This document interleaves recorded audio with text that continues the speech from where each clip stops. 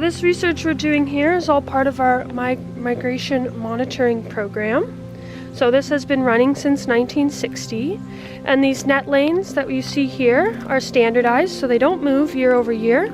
We keep them the same, and then that way we can get really good indication of whether we're getting more birds each year or less birds, whether they're coming earlier in the season or later in the season. And it's a super cold day today, as you're aware, so we got to move quickly, we got to help these birds out, and we got to keep our hands warm as much as we possibly can. So Long Point is a really important place for birds. It's a staging site along their migration in spring and fall, and they require stops along their way.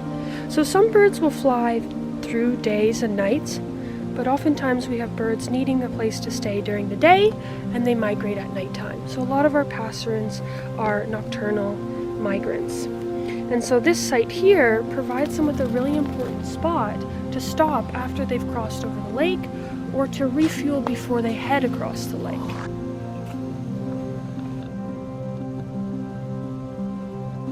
This was a bird that was recaptured, I think 20 times, and he ended up living to 11 years.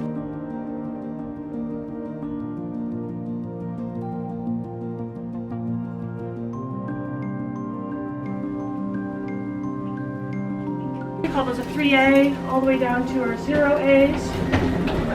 And so these white-throated sparrows take a 1B band there, so not too big. And it's large enough that it's going to move around on their leg, but small enough that it's not going to fall off. Now I need to determine the age of the bird. So I'm going to try and look for a molt limit, try and look and see the differences between these greater coverts and these median coverts, as well as looking at the tail shape, the size of the wing, which is 70 millimeters in this case. And we can use that to determine if it's a male or female, to score the amount of fat found within the bird. So bird skin is translucent. I can blow to part the feathers, and I can see their fat accumulation, which will look like yellow pockets underneath their skin.